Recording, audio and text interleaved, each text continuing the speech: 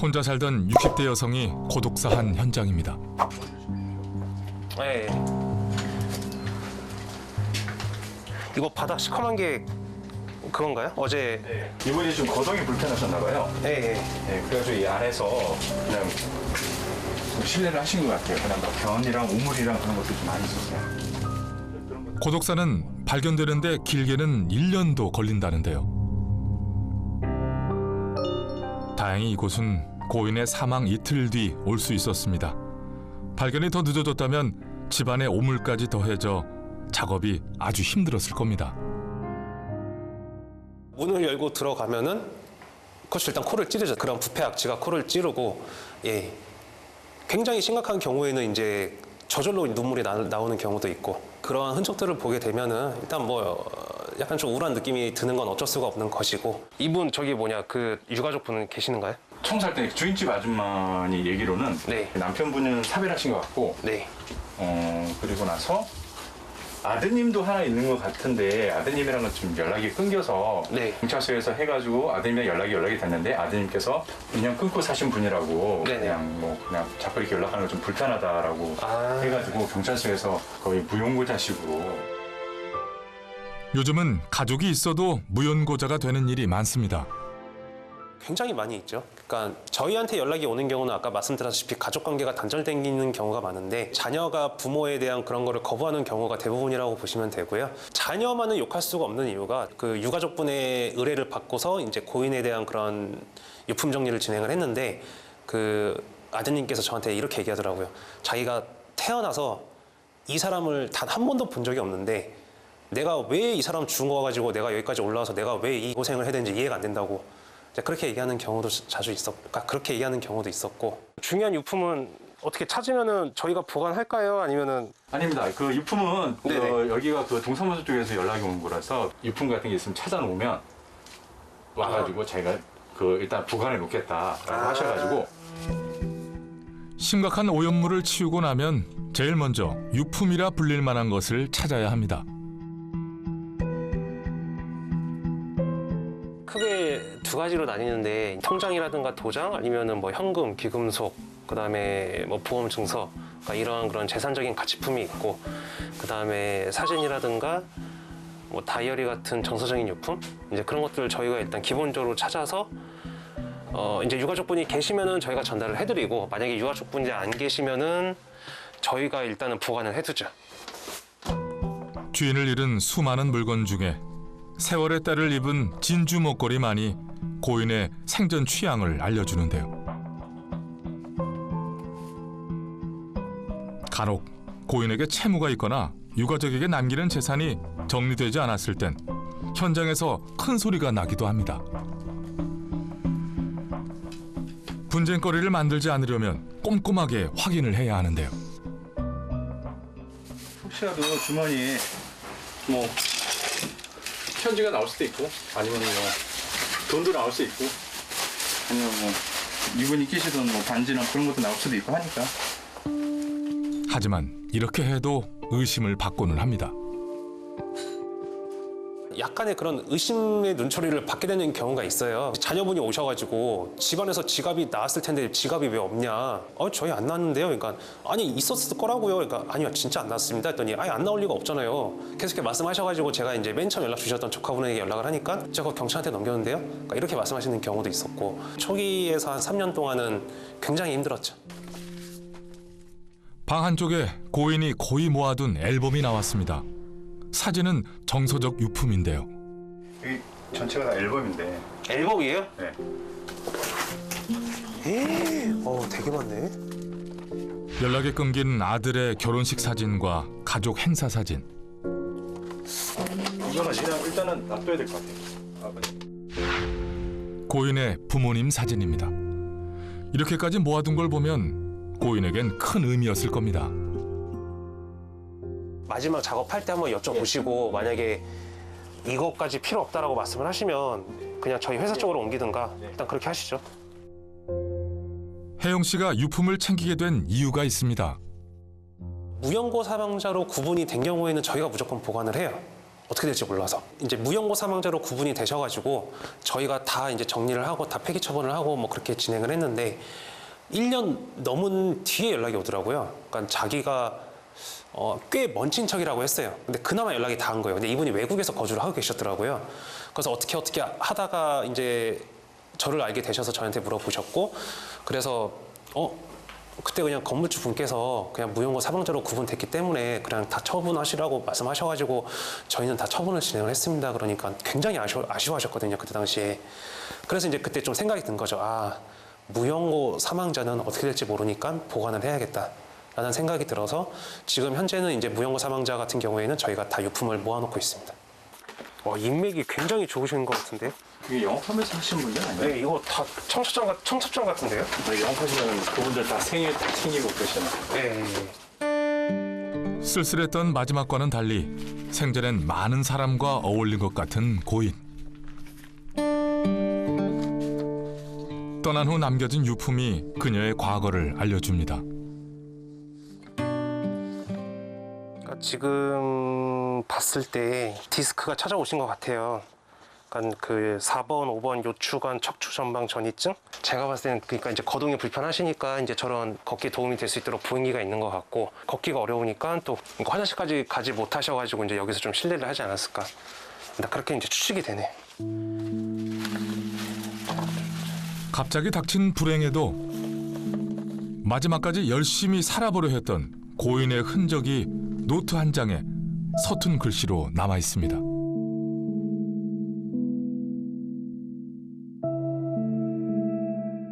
일도 잘 다니고 그랬는데 어떻게 아파가지고는 걸음을 제대로 못 걷고 하니까 문을 좀 열어봐야 그래.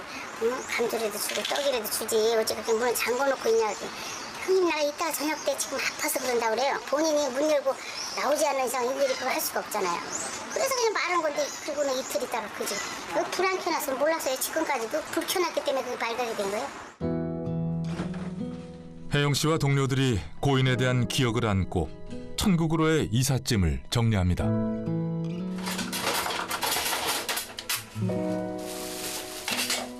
허무해요. 인생이 되는 게. 저희들 뭐 이런 걸로 살긴 하지만은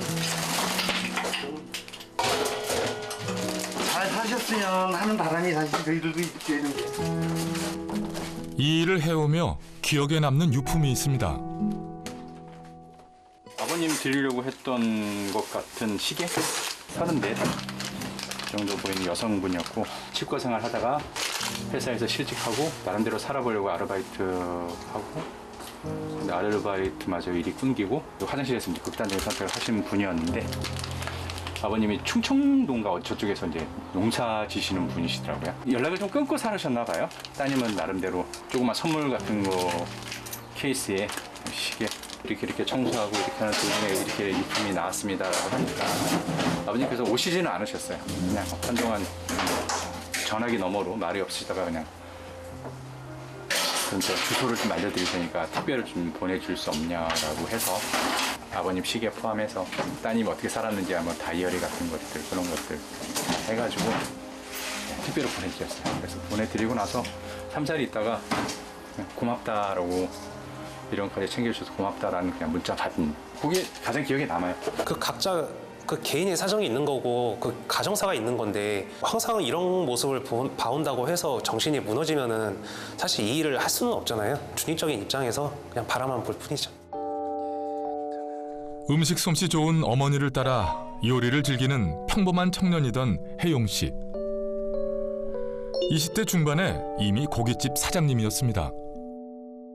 하루는 가게 문을 닫고 집에 간 다음에 이제 다 씻고서 이제 컴퓨터를 켰는데 2011년 당시였어요. 그러니까 10년 전 당시였는데 제가 그런 기사를 보게 됐어요. 이제 고독사라는 기사를 보게 됐어요. 현재 일본에는 고령화 시대로 인해서 이런 고독사가 많이 발생이 되고 있고 이러한 고독사를 정리해주는 그런 직업이 있다. 그래서 이제 이런 생각이 들었어요. 그럼 뭐 가족관계 단절이라든가 이런 경우도 많이 많아지고 있기 때문에 우리한테 연락이 오는 경우가 많이 있겠구나라는 생각이 들어서 좀 확신이 들었죠. 조금 더 의미 있는 일을 하고 싶다는 평소의 생각과 딱 맞는 일이었지만 주변의 반대가 심했습니다. 친척분들이 굉장히 뭐라 하긴 했어요. 그래서 막 사업 접어라, 일을 때려쳐라, 뭐 아니면은 하지 말아라, 그냥 기존에 하던 장사나 계속 해라. 왜 굳이 그런 일을 하려고 하냐? 지금 그냥 네 살고 있는 동네에서 장사해도 뭐 밥 벌어먹고 사는 건 전혀 문제가 없는데 왜 굳이 이렇게 모험을 하려고 하냐? 그래서 제가 좀 그때 화가 나가지고 거의 한 5년 동안은 아무도 안 만났어요. 그러니까 그 뭐라 하는 거에 듣기 싫어가지고 네, 뭐 그런 뭐 친척 모임이라든가 무슨 일이 있을 때 한 번도 안 갔죠. 혜영 씨도 가족 관계를 단절해 본 경험이 있기에 무연고자의 상황을 잘 이해하고 있습니다.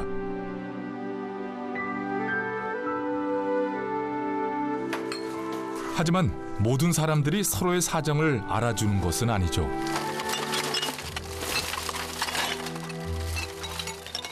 저희가 아무리 그런 오염물들을 다 포장을 하고 한더라도 이거를 차량 안에 이제 트럭에 싣게 되면 냄새가 날 수밖에 없거든요. 그러면 이제 냄새 나니까 차를 저쪽으로 옮겨라, 차를 딴 데로 빼라, 주차하지 말아라, 좀 난동 부리시는 경우도 있고. 실질적으로 그래가지고 주차 문제 때문에 바로 그냥 멱살을 잡고 제 얼굴에다가 이제 주먹을 날리시더라고요. 그러니까 제가 이제 보통 우스갯소리로 하는 얘기긴 하는데 일이 많이 힘드시겠네요라고 말씀을 하시면은 저는 3D에서 이제 플러스 D를 하나 더해서 4D 업종이다. 짐을 다 빼놓아도 작업은 아직 끝나지 않았습니다.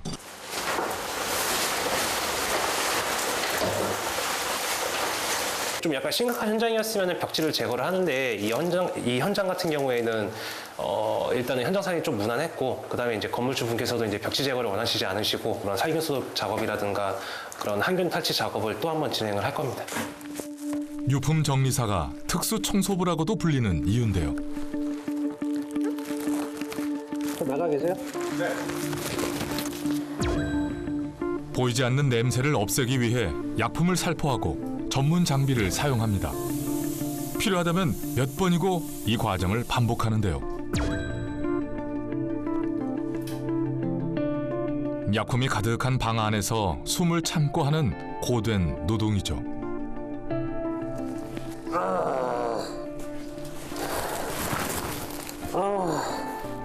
그렇게 해도 죽음이 남긴 흔적은 쉬 사라지지 않습니다.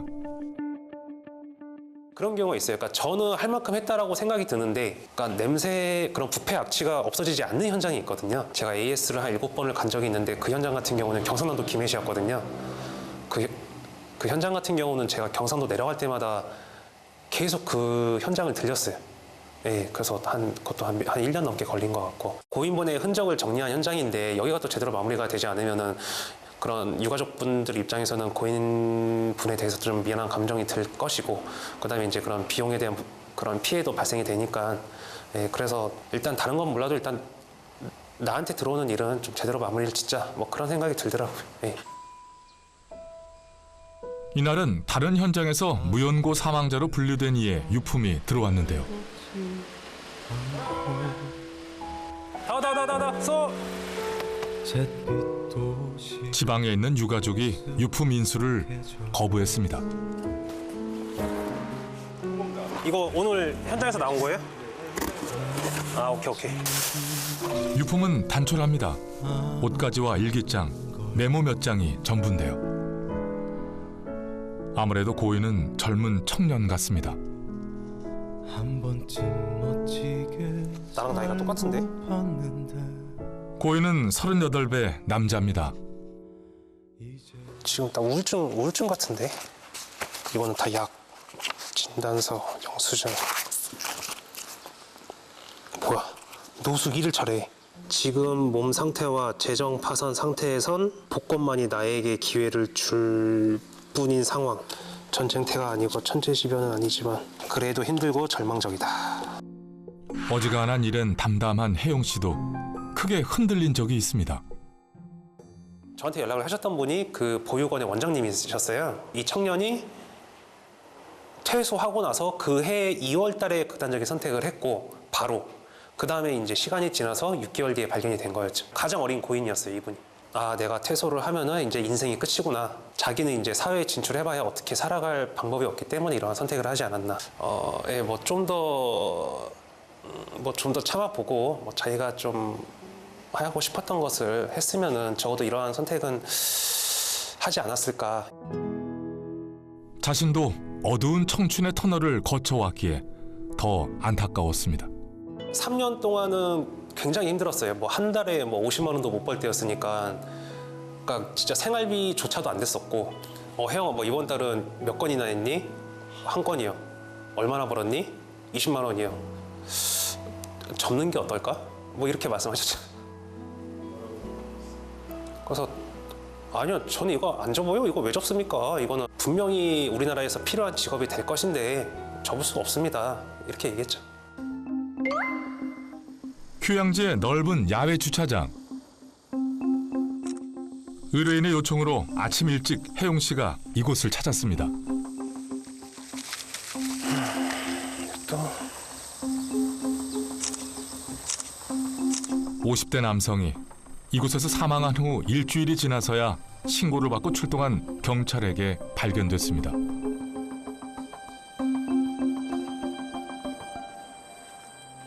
최근에는 차에서 극단적인 선택을 하고 뒤늦게 발견되는 일이 자주 일어나고 있는데요.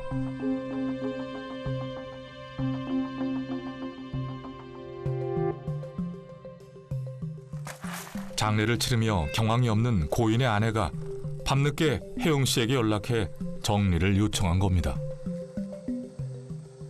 아무래도 이건 이제 따님 사진인 것 같은데,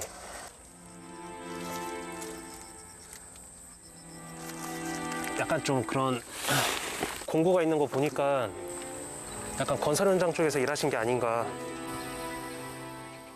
얼마 전까지만 해도 남들과 별다를 것 없는 일상을 보냈을 텐데 이렇게 또 한 명이 안타까운 선택을 했습니다.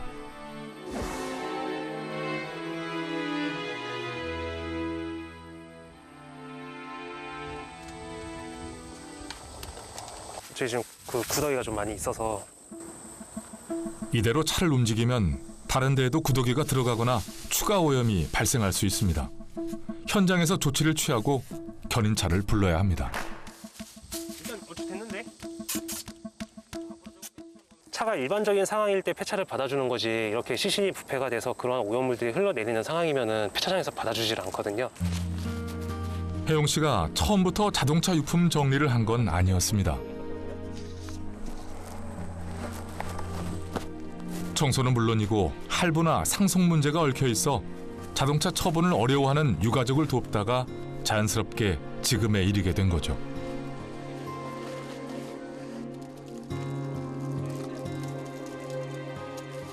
저희 애로사항 중에 또 하나라고 볼 수가 있는데, 저희가 일을 하는데 뭐 근원날 오니까 바닥에 막 소금이 잔뜩 뿌려져 있다든가, 아니면은 막걸리가 막 부어져 있다든가, 뭐 정리 청소를 하고 이제 밥을 먹으려고 그 바로 마주 보이는 식당을 딱 걸어가는데 딱 눈이 마주쳤어요, 가게 주인분하고. 그래서 제가 이제 이랬거든요. 점심 식사 되냐 이랬더니 가라고, 냄새나서 안 된다고. 그때 이제 저랑 같이 일했던 친구가 이제 그런 얘기가 나왔죠. 야, 우리 앞으로 몸에 냄새나니까 나 다른 사람들한테 좀 피해 입히는 것도 많으니까 우리 그냥 밥 먹지 말고 작업하기 전에 든든하게 먹고 작업 다 끝나고 나서 그냥 헤어지고 난 다음에 그냥 알아서 각자 먹자 해서 이제 그 이후부터는 점심을 거의 먹질 않아요.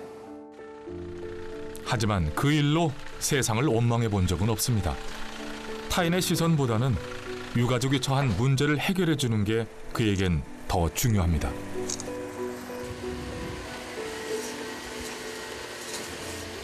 죽음을 막을 수는 없잖아요. 그러니까 결국은 이제 유가족분들은 저희한테 연락을 할 수밖에 없는데, 이제 의뢰인이 이제 현장을 봤을 때 이제 만족을 하겠구나라는 생각이 들었을 때 사실 뭐 기분이 좋은 거는 당연하죠. 예. 가 아니면 내일 해. 그래도 일단 와주면 좋지. 지금 할 게 너무 많아서 일단 할 거는 좀 후딱후딱 끝내는 게 좋거든요. 알았어. 오케이, 알았어요. 그럼 좀 이따 봅시다. 네. 작업을 할 때 사람이 필요할 때가 있거든요. 그때 이제 저희 어머니가 오셔서 도와주시죠. 윗부분 있지, 윗부분. 안에 들어가서는 내가 닦을 테니까 그거 닦아줘요. 혜영 씨는 3년 전 유품 정리 작업을 하다 다리 근육을 다쳤는데요. 그래서 종종 어머니가 도와주러 오신다는군요. 이쪽에 스팀이 쏘면은 오염물이 안 나오면은 이제 괜찮은 거고. 엊그제 쏠 때 나 있었잖아. 네. 그때 괜찮았어. 그러니까 한 번 더 하면 더 깨끗해지겠지. 예. 이게 조금 험하고 지저분하잖아요. 남들한테 보여지는 거 그게 조금 신경이 쓰였었어요. 저거 한번 줘봐요. 혜영 씨가 유품 정리사를 하겠다고 했을 때 어머니만이 가족 중 유일하게 아들의 편이 돼 주었답니다. 한 번 빠지면 그 일 하나만 생각을 해요. 옆을 잘 안 돌아봐요. 그래서 내가 오늘은 이거에 대해서 꼭 알아야 되겠다. 그러면은 그냥 밤새도록이라도 그걸 알아야 돼요. 그래, 내가 말린다고 뭐 어디가 그러게 내 말을 듣겠니? 하고서는 그냥 오케이 했죠. 요즘에 많이 힘들지? 응? 내가 도와줄 수 있는 것도 아니고 그거는? 너 아픈 거는? 이래나 저래나 뭐 언젠간 다 낫겠지 뭐. 그 언젠가가 언제일까? 그러게 말입니다. 원래 부모들은 자식들이 안 아픈 걸 최고로 치는 거야. 물론 성공하는 것도 중요하지만 일단은 건강한 게 중요한 거야. 아파가지고 막 힘들어가지고 끙끙끙끙 대면서 일하는 모습 보면 마음이 아프잖아, 내가. 어머니는 고인과 유가족을 위하느라 아픈 아들의 건강이 걱정입니다. 남들이 좀 불행하게 가신 거잖아요. 근데 그런 부분을 또 이렇게 끝 마무리를 깨끗이 잘 해준다는 그런 일을 하니까 지금은 그래도 그래, 그나마 괜찮구나. 아들, 기래용 놀랬지? 이런 거 싫어하는 거 아는데 엄마가 아들 당황하는 거 보고 싶어서 서프라이즈 이벤트로 준비했어. 그래도 남들이 안 될 거다 그런 걸 왜 하냐? 그래도 네 갈 길 가고 결국 여기까지 온 걸 보면 한 사람의 인간으로서 멋지다고 생각해. 자기가 진심인 일을 만나면 그렇게나 부지런해지고 열정을 갖고 임할 수 있구나. 그래도 몸은 챙겨가면서 일했으면 좋겠어. 그리고 엄마한테도 자랑스러운 아들로 남아주라. 힘내. 화이팅! 보통 제가 일을 할 때는 굉장히 좀 그렇게 좀 이렇게 정신적이라든가 육체적으로 많이 좀 아프신 분들께서 이제 이러한 사건을 많이 겪게 되는데, 그래도 저희 어머니 같은 경우는 그래도 지금 건강하게 지내고 계시는 거 보면은 그게 제일 감사하죠. 유가족의 어려움을 나누기 위해 혜용 씨는 오늘도 그곳에 있습니다.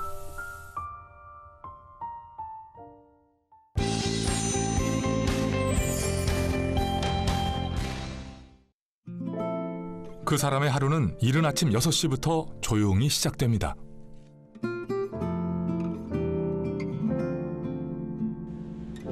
출근할 땐 긴 머리를 늘 정갈하게 다듬는데요.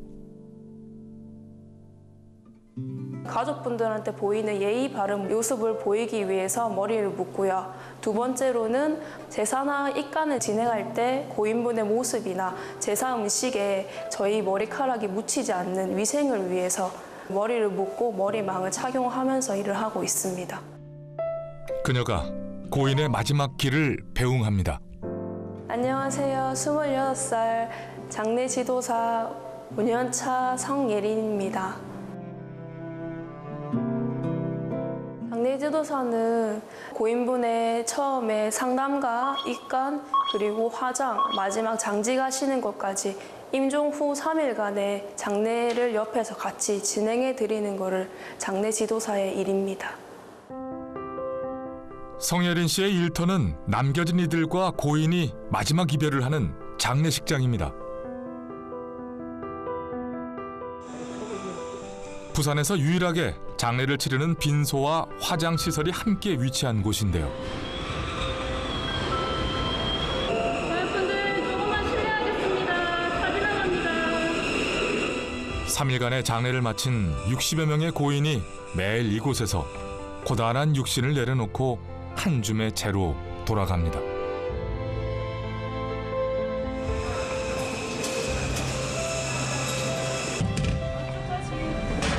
천천히 내릴게요. 괜찮습니다. 고인분 전환 맞으십니까? 이름을 확인하며 고인의 나이대를 짐작하기도 하는데요. 나이가 어리신 분들은 보통 돌아가신 이유가 안 좋은 이유로 많이 돌아가시기 때문에 가족분들이 도중에 이제 혼전을 하거나 그런 경우가 생길 수가 있어서 가족분들에 대한 감정이나 혹은 건강에 대한 부분에서 많은 걸 고려해 봐야 되고요. 이동하겠습니다. 화장로까지는 10여 미터. 이 짧은 거리를 가면서도 신경 써야 할 것이 많습니다. 공구를 하는 도중에 고인부 영정사진 들고 계시는 분이 얼마나 가는지 거리와 그리고 가족분들이 뒤에서 잘 따라오시는지 저희가 확인을 해야 되고요. 그리고 화장 들어오시는 입구에 멈춰 섰을 때 가족분들 인사하는 시간 다 드리고 26의 나이에 장례 지도사 5년 차. 가까이 오세요. 간이에 손 올리시고요. 마지막으로 좋은 곳 가시라고 인사하시겠습니다.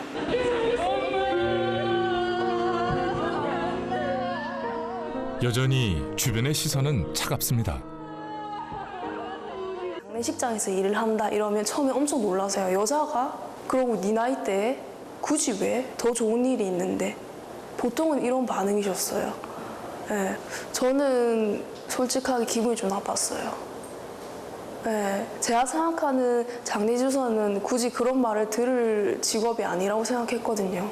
그리고 제가 선택한 직업이고 저는 자신감을 가지고 일을 하고 있는데 네, 그렇게 얘기를 하시니까 네. 모시겠습니다.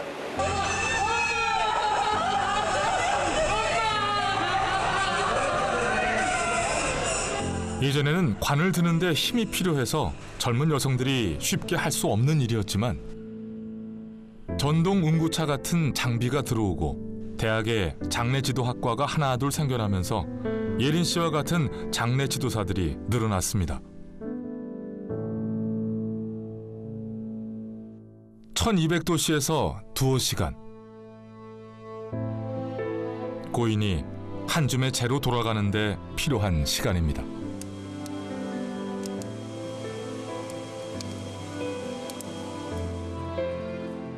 장례 지도사는 유가족과 함께 그 시간을 오롯이 견디는데요.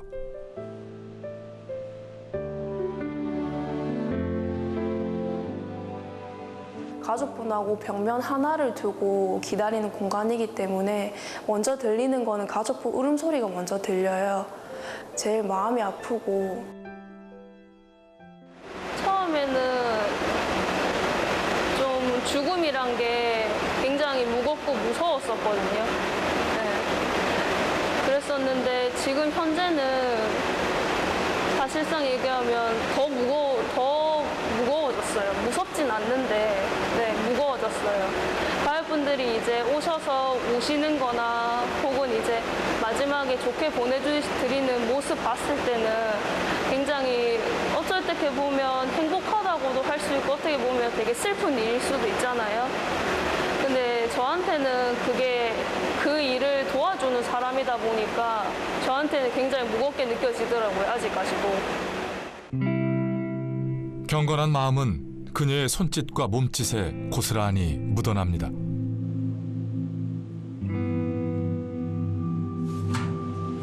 공고를 진행하겠습니다.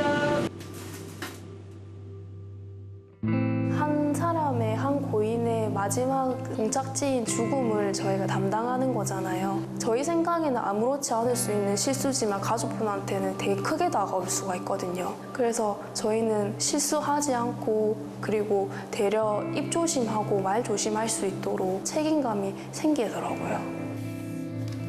고인의 명복을 빕니다. 그런데 요즘은 이러한 이별의 시간조차 허락되지 않는 일이 많습니다. 코로나 때문이죠. 저희는 코로나 사망자분이 계시는 날은 소수의 인력으로 진행을 하게 되는데 그때는 아무것도 모르는 상태에서 진행을 해서 처음에는 얼떨떨했었어요. 가족분들은 저는 조금이라도 도와드리고 싶은데 바리게이트라고 저희가 그 바리게이트 안에서 고인분하고 가족분하고 거리를 두거든요. 그 안에서 이제 넘어오지 못해서 울고 계시는 가족분들을 보니까 도와드리고 싶은 마음은 큰데 그거를 못 도와드리니까 전 첫날에는 죄송한 마음이 제일 컸었어요. 기억에 남는 유가족이 있습니다. 보통은 이제 들어오실 때 간에 아무것도 못 올리니까 가지고 오지 말라고 저희가 먼저 연락을 드리거든요. 어떤 한 가족분은 먼저 사전에 수의를 준비를 해놓으신 거예요. 고인분께 입혀드리기 위해서.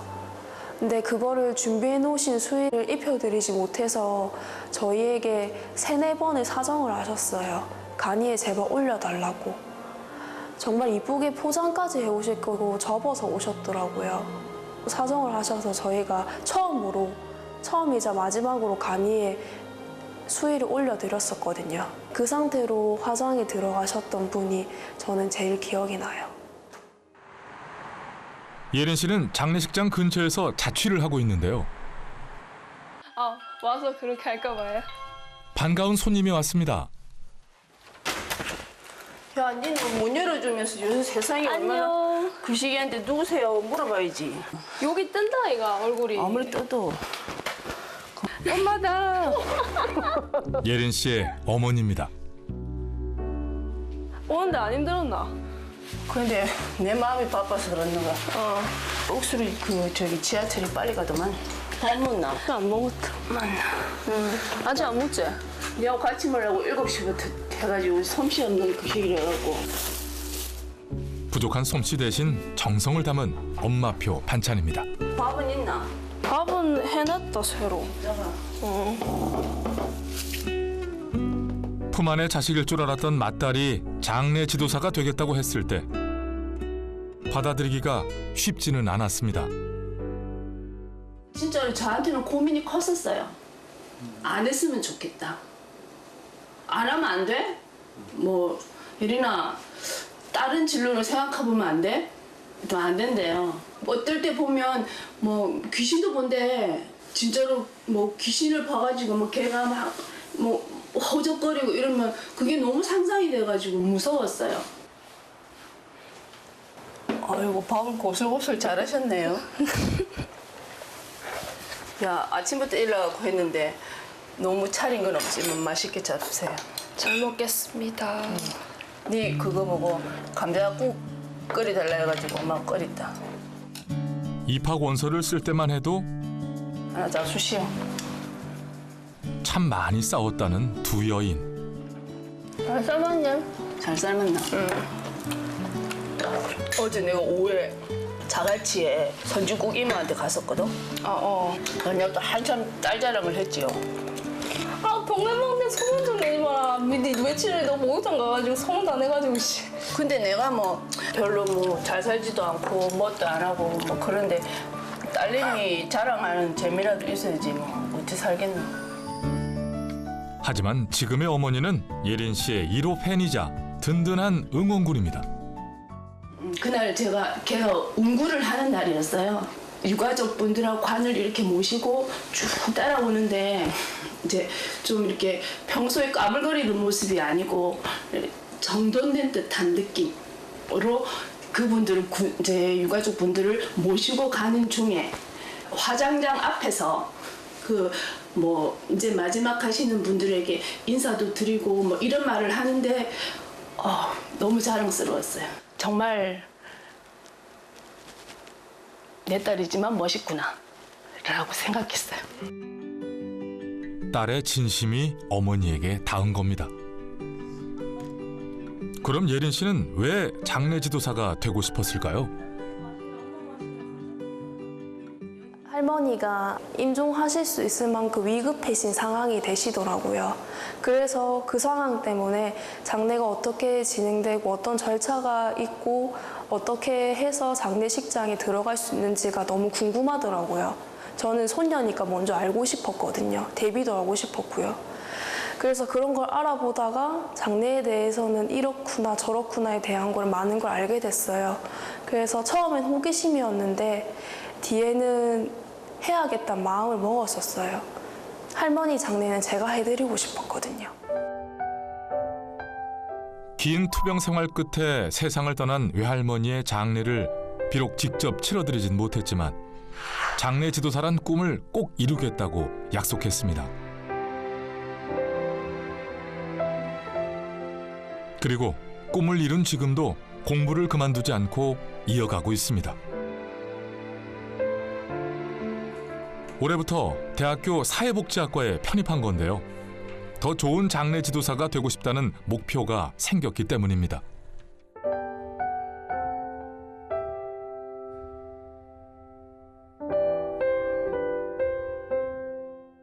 유가족분들 상담 진행하시거나 유가족분들이 어떤 식으로 이렇게 마음을 좀 치료를 해줄 수 있는 심리치료도 조금 병행을 할 수 있다고 말을 들어서 조금 더 가족분들 마음 헤아릴 수 있는 그런 장래 지도사가 되고 싶어서 공부를 진행하게 됐습니다. 자, 오늘 첫 번째 입관하시는 분은 성 심장마비로 사망하신 분이니까 최대한 존중하게 모셔야 됩니다. 예, 알겠습니다. 첫째 날 안치된 고인의 시신은 둘째 날 염습을 거쳐 셋째 날 입관하게 되는데요. 고인의 몸을 깨끗이 닦은 후 수의를 입히는 과정이 예린 씨에게도 처음부터 쉬운 일은 아니었습니다. 처음 저도 실습 갔을 때는 두려웠었어요. 얼굴은 창백한 상태에서 몸이 굉장히 차가워요. 네, 그런 상태에서 처음에는 그 분위기가 너무 무서운 거예요, 들어갔을 때. 그래서 이제 그렇게 하고 집에 들어왔는데 몸이 너무 무거워가지고 밥상에 앉고 난 뒤로부터는 저는 기억이 없어요. 근데 어머니랑 여동생한테 들었는데 갑자기 제가 벌떡 일어나서 냉장고 문을 열었대요. 그래서 이제 소주 한 병 꺼내서 혼자 까가지고 그걸 다 마셨대요. 그러고 누워 잤대요.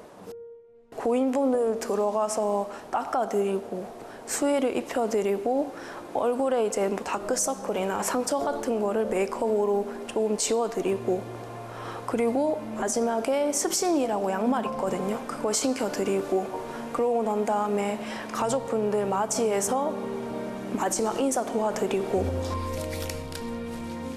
장례식장에서 인사는 남다른 의미를 지닙니다.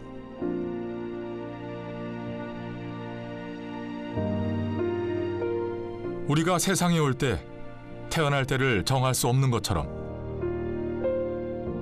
떠나갈 날도 고를 수 없습니다. 갑자기 찾아온 이별에 그저 후회가 남지 않도록 최선을 다해 마지막 인사를 할 수밖에요.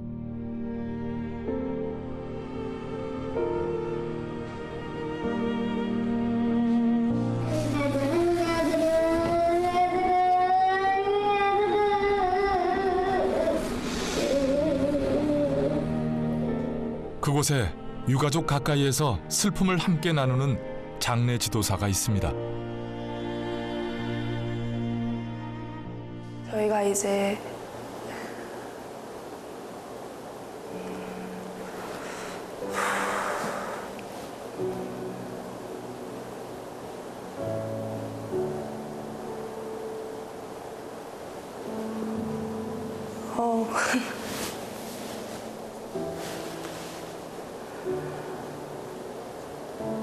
많이 우세요. 네.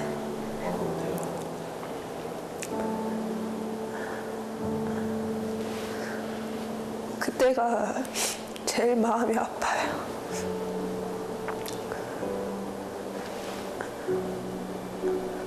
제일 정면으로 가족분들 얼굴을 볼 때니까 우시는 모습이 바로 보이니까 제일 그때가 제일 마음이 좀 아프더라고요. 저는 그냥 잘 끝내셔서 네, 이 마음 잘 치유하셔서 조심히 잘 가셨으면 좋겠어요. 그 무게를 감당하는 것이 버거울 때도 있지만 후회는 없습니다. 이제는 감정 컨트롤하는 게 방법이 조금 생겼어요. 예전에는 울음 참으려고 하면 항상 하늘을 봤었거든요. 네, 그러면 좀 덜 나더라고요. 근데 요즘에는 나보다 더 힘든 거는 가족분이라고 생각을 하니까 네, 조금씩 괜찮아지더라고요. 지금은 한 번씩 빼고는 괜찮아요. 사랑하는 이를 떠나보내는 길목에서 유가족의 슬픔을 덜어주기 위해 예린 씨는 오늘도 그곳에 있습니다.